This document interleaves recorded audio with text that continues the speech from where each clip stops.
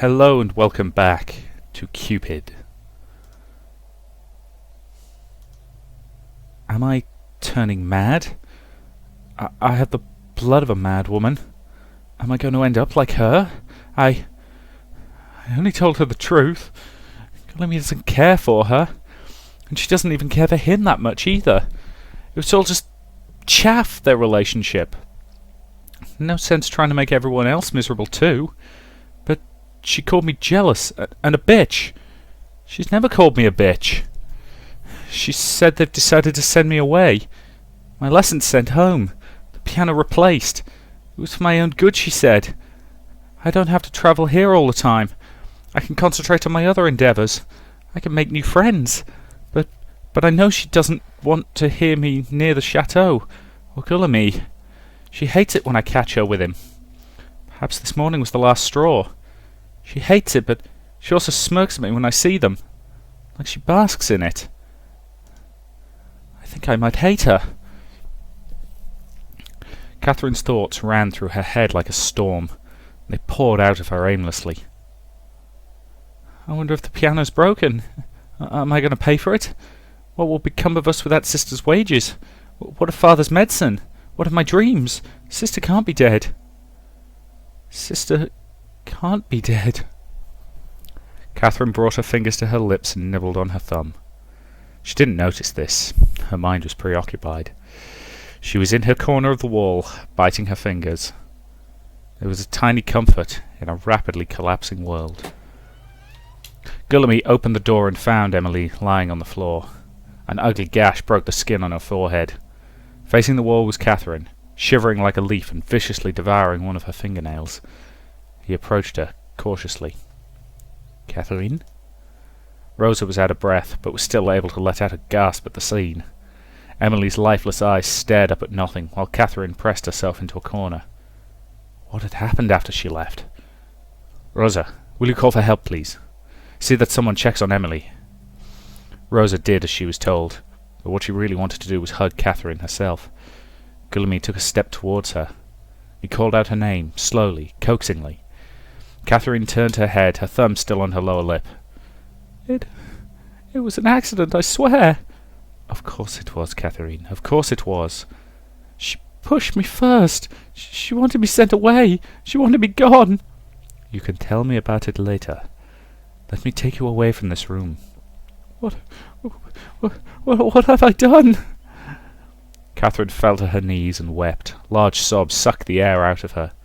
She felt like drowning, trying to keep herself afloat in between sobs. Every exhale was a squeezing pain in her lungs. She felt Gulamy's arms wrap around her. "What have I done? What have I done?" "You didn't do anything, ma chérie. This is not your fault." There was a bitter bulge building up in her throat, and she felt no amount of crying could push it back down. "What am I going to do? Father is... Sister... I'm so scared." Gulamy's arms wound tighter around her, and she clutched onto his warmth in his vast sea of fear. "You don't have to be. I will always be by your side. Catherine, I will take care of you and your father, all right? You don't have to worry about your future." Her tears soaked his shirt through, but the squeezing in her chest felt less painful. Why do you do this? Why do you care so much for me?" Gulamy's brows furrowed, as if confused that she even asked. "I just do." It was a boldly stated fact, as if it was painfully obvious, as if Catherine was a fool for not knowing it, and it made Catherine's heart expand in her ribs. When she looked back, she would recall this as the moment that she fell in love with him. The look in his eyes was reassuring and strong. She wasn't alone. She was going to be all right. "Let's get you away from here." He supported her arms and stood her up, careful to block the view of her sister from her eyes, and he led her to the door. Catherine hated how fast her relief came. She was still drenched in sorrow at her sister's death. Her father would not take well to the news, especially in his health. But she was all right, and she hated it. Rosa was with her. She didn't have to leave her piano, her dreams, him. Nothing had to change. And most importantly, She hated the voice that came whispering in her head over and over again. Thank goodness she's dead. Thank goodness. This is a really twisted game, isn't it? The first candle is lit. This candle is Storge. The love for familiars. The cleanest love. Rosa stared at the blue candle glowing in her hand as she chanted her spell. Trust is the veil that conceals and deceives. Trick his eyes and his heart with the warmth from the candle's flame. A bond of blood like kin will be forged. Weave this trust so his tongue will yield what it is sought.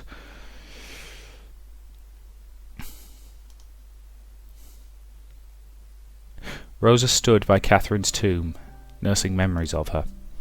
The soft wind lightly blew her hair. It reminded her of Catherine and her playful ways. Tears sprouted from her eye. Even the wind. Okay, let's console her. I've got to say, the mother seems to be a bit of a psychopath. And again, I can't tell if she's actually meant to be alive or if it's just, in Rosa's head. I'm leaning towards the latter. You know what I meant by alive, as in, I'm not 100% sure if she's meant to be a ghost or if she's actually in her head, but as I say, I'm leaning towards the latter. I am always here, my love. Loss will always hurt. But you love Mother the best, don't you? Yes, Mother. Then you are going to be fine. I will never leave you like Catherine did. Rosa. Gillamy's soft voice came from behind. Rosa glanced at him in acknowledgement. He stood quietly beside her for a few moments, but ventured to speak. Have you thought about my offer? My house is always open for you. Remember that. I'm sorry for my outburst back then. It is nothing.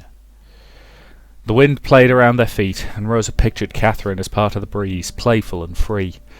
She was free from the pain and confusion that had plagued her in her last days. And they stood beside each other with solemn reverence. Finally, Rosa broke the silence. She was my family. I was in pain before she came along. I didn't know any better. She gave me hope. She was bright, like a flame. When I closed my eyes, I could still see the imprint of her light in the darkness. Now, why does that keep popping up? Anyway. I could feel her warmth. A star. They didn't speak again for some time. Gillamy cleared his throat. I was an orphan too, much like you.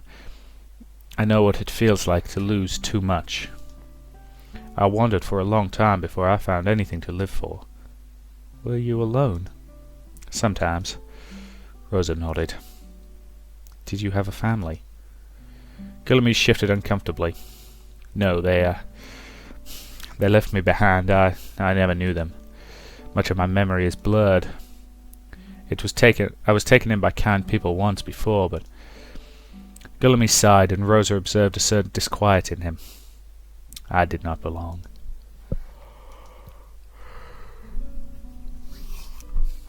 But you have no difficulty mingling with people. I think of that as a necessity rather than a preference. But either way, it can be quite tiresome after a while. Things don't last. I don't know why I'm telling you this. I am making the mood worse. I am sorry. I don't mind.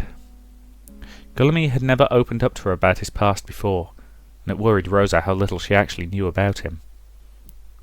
Anyway, would you like to go around town? I'd very much like to take you someplace more cheery. How about our favourite spot? Gillamy smiled with understanding. And the pair travelled up a hill at the edge of town. There, the view overlooked the quaint village. The sunset painted everything the pink glow of dusk, of endings. It is always so beautiful here. They used to spend time in this grassy knoll, the three of them. It was their own little hideaway.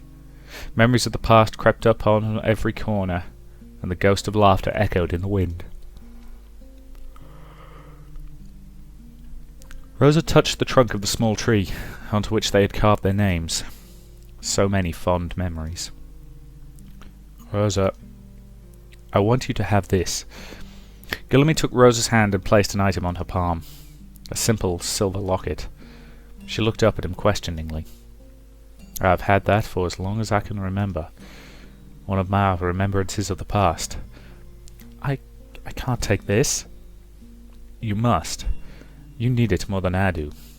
But it's old. The locket does not even open anymore.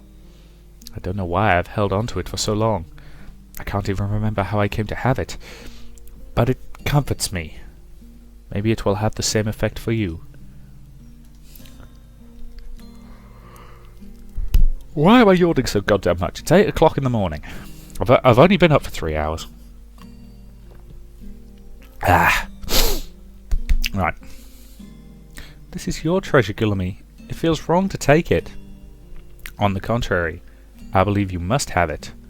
Call it a hunch, or a feeling, an urge on my part. I am not good with expressing sorrow, or even giving comfort. But I want to do something, at least, for you. He closed his hand over hers, affirming the gift. It is yours. Please, take it. You are wrong if you think I am letting you stay in the castle simply for Catherine's sake. I do it of my own accord. Let me do this for you, Rosa. We have been friends for quite a while. If you need to leave, at least stay until you feel ready to go. All right. But I will continue working in your household for my lodging. You don't have to do that. I can raise your status to a lady. You can read and write now, and very well. I'm sure you would be more comfortable in a higher position. I have no need for a higher position. Just free access to your library. You have come a long way from the shy girl back then, Rosa. Watching you grow has been a pleasure. Yes, the library is yours. They were quiet for a while, only conversing through looks, smiles, tiny sighs. Rosa realized that she had been holding on to Guillaume's hand all that time, and she broke off his hold, rather embarrassed. We should head back. You're right. It is getting quite late. Guillaume walked over to the carriage to get it ready. Excellent child. Being a maid in his household will give you free access to the rooms. He trusts you completely. It seems the candle worked. I guess so. Rosa looked at the silver necklace in her hand, and she fiddled with it, trying to open the lock. So yes, they're still being kind of vague as to whether or not magic actually works. The only real sign that it is a thing that's definitely real and not in her head is the fact she coughed up a whole bunch of needles. And incidentally, yikes! I haven't seen a version of witchcraft that icky since the last time I watched Supernatural, which incidentally has the ickiest version of witchcraft I have ever seen on TV. Nobody suggests anything worse because, frankly, yikes! Try and open it. Open that locket. I'd like to see what's inside. An object that he owns will make any enchantment more powerful.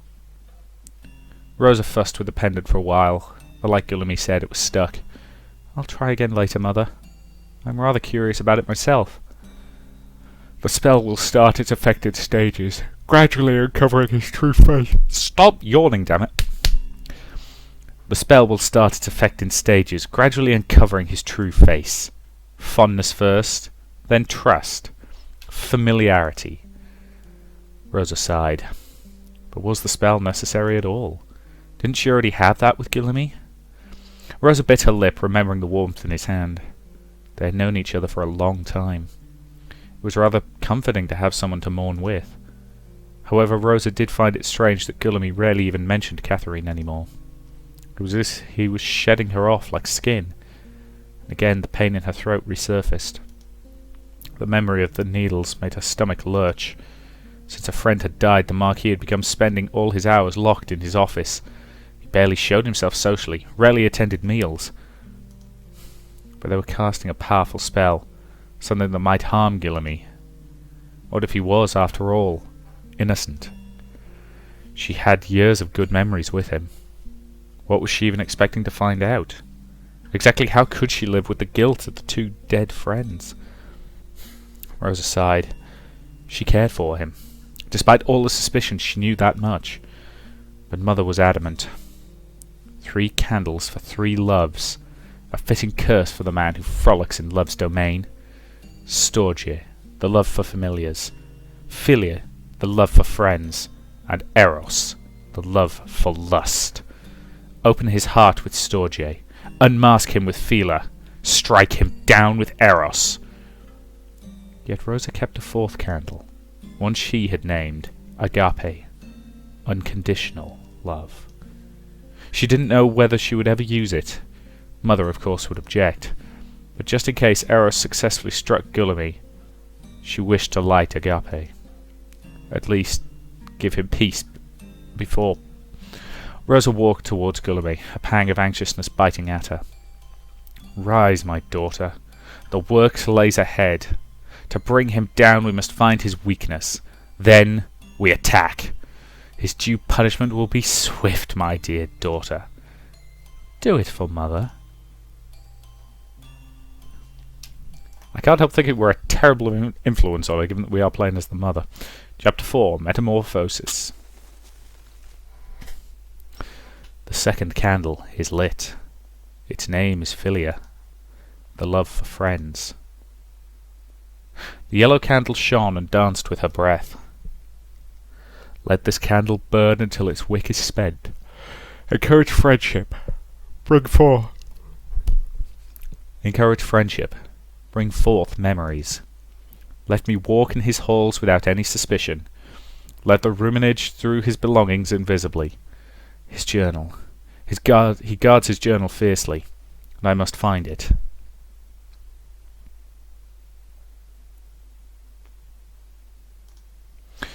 Rosa adjusted her coat as she sat on one of the reserved seats. The theatre was packed, the air buzzed with excitement. She hadn't realised this many people would come tonight.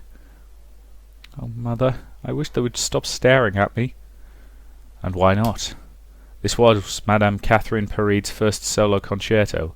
Her name had been slowly gathering recognition for the past few years. It was feasible to expect a full house. Still, the turnout was more than they had expected. Paris had taken Rosa and Catherine by surprise.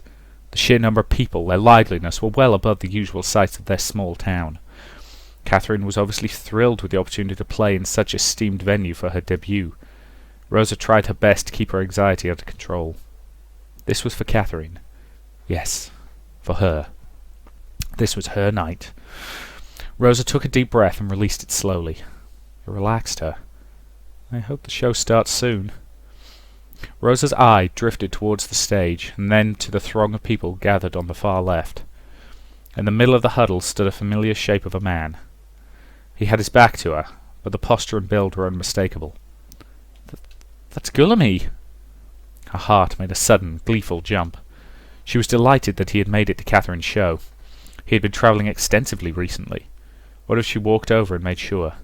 Guillaume would greet her kindly. She was sure Catherine would be thrilled to know he was here. Rosa pondered for a bit, reminded of a sudden wince of pain.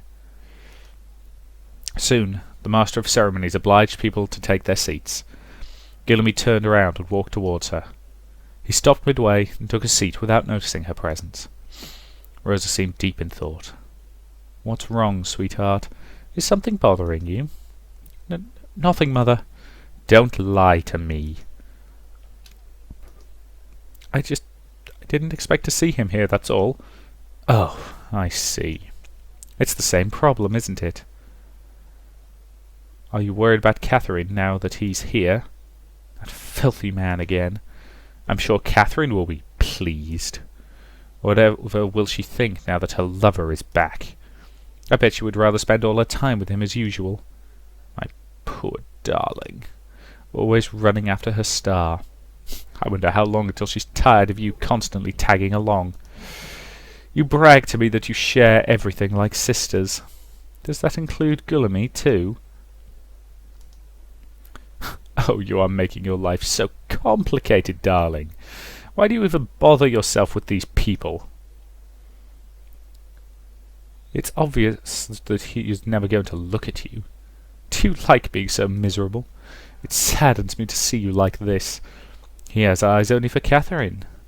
Must you always impose your presence like a little dog? It's not like that, Mother. We're friends. Friends? Darling, friendship is nothing but a shallow kind of relationship. People change friends as easily as the weather. You don't even remember the friends you make at a certain age. Family is more important. I'm the only one who will care for you forever, darling. A mother's love will endure. This bond can never be broken by time or absence. Family lifts you up.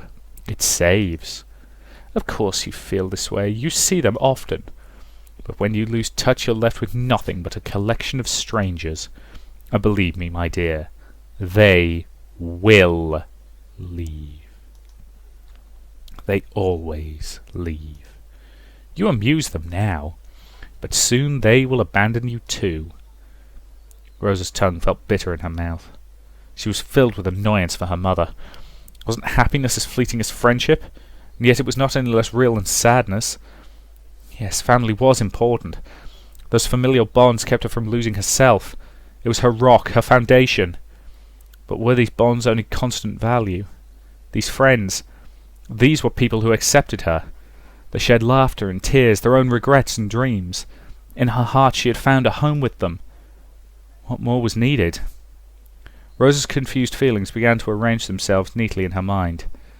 Guillermine and Catherine's happiness was important to her. That was the main thing. She knew they felt the same way for her. Her insecurities were real, but they were insignificant. If anything, they were bittersweet. She had no regrets. For the first time in her life, she wanted to talk back to Mother. She bit her lip, quelling the nerves as she opened her mouth to speak. I know that. What? I know Catherine matters to him more than I do. I know they might abandon me one day for whatever reason. Might be today or next year, or even sooner, but that doesn't matter in the long run. I'm happy with them. We've had years together that I will treasure, like I treasure memories of you too, Mother.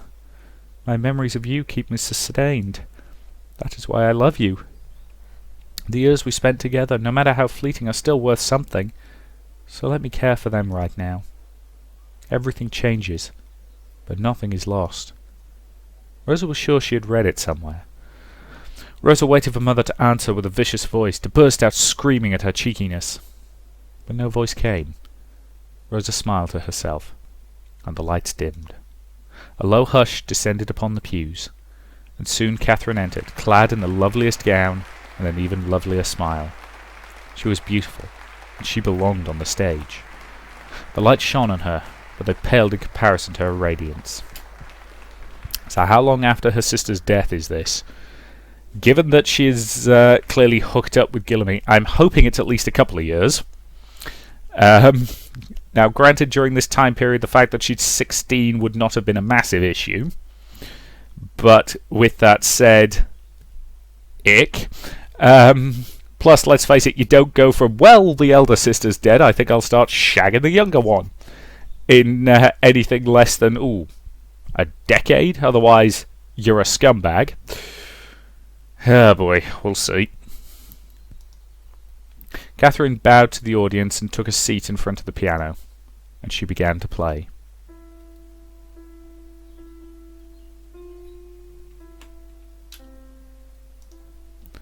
Rosa gripped the handle of her seat. She felt surges of emotion with every note. The kind of energy passed through her, touching her skin, making her break into goosebumps. Oh, Catherine.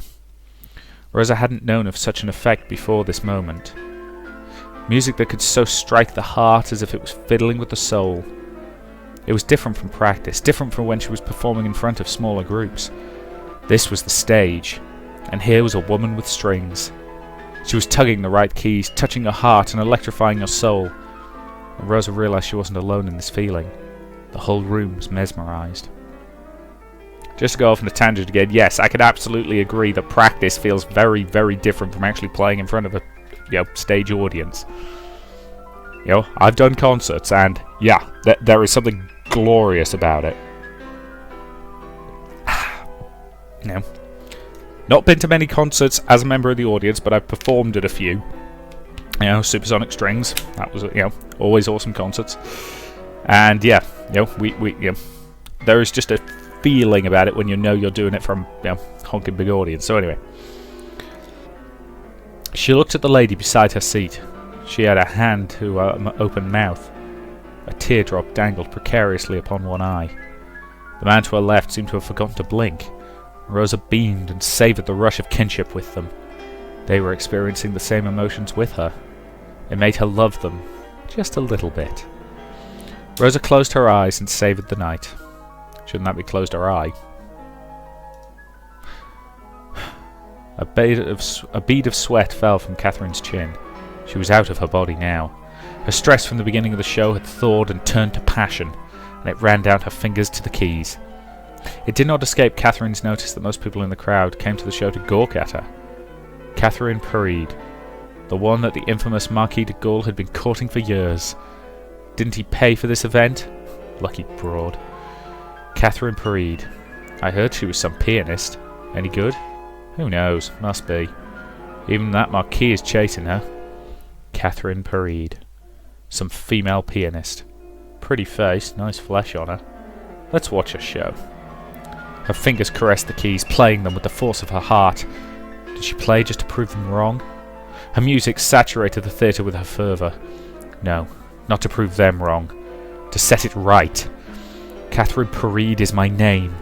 I am more than just a pretty face. I am playing this piece for you. It is my gift. Let me touch your soul. Rosa felt her eye get moist. This was Catherine's heart transcribed to music. All energy and beauty with the strength of the wind. The mischief of a sudden gale at the whips of the lady's skirts and the tips of the gentleman's hat. The cold breeze that carried the loneliness of the coming winter. Everyone in the audience felt it, and Rosa searched for Guillemy's face in the darkness. She couldn't see him clearly, but that didn't matter. She knew what he was feeling. She felt it too. Rosa's heart began to ache. It was a sting she didn't know how to name. After the show, Rosa greeted Catherine in her backstage dressing room. She was smothered in flowers from the audience, sweat glistened from her forehead, and Catherine gave her a tight hug. "Congratulations, Kath! You were marvellous on stage." "Thank you, Rosie." Catherine covered her cheeks with her hands. "I'm still shaking. The excitement from the stage hasn't left. Look at my hands." "Oh dear. So I would call the show a success, yes? Pour the champagne, cherie. It is a night to remember." Catherine and Rosa hugged again. "Let me just finish up here, Rosa. Then we'll celebrate properly." The two young, ravishing ladies sampling the best of what Paris had to offer. "I like it," Rosa laughed. "Just don't let go of my hand. You might get lost being so starry-eyed." She was teasing, but smiled brightly all the same. "I would never. Anyway, I shall meet you outside in a few minutes." "Very well. I'll see you later." Rosa was thankful to leave the backstage area. She'd almost forgotten her anxiety during the show, but the backstage was an ill reminder of the crowd. She looked forward to the night ahead, wondering vaguely why she hadn't mentioned Guillemy's presence to Kath. She shrugged it off. It had simply slipped her mind, that was all. Catherine went back to her dressing room, humming as she was about to grab her coat. She wasn't the least bit tired. Visions of city, exploring new sights, gaining new experiences made her giddy with excitement. It will end up being the night on the best note, she was sure. And a small knock interrupted her thoughts. "Who's there?" Catherine turned around, and the cheerful smile froze on her face. Well, I think that's a pretty good point to end this part. So yes, this story is really not being told in a nice, logical, chronological order. It's bouncing around all over the place, and we'll see if it all comes together in the end, is what I will say. But stretchy. All right. So yes, thank you very much for watching, and I will see you in the next part.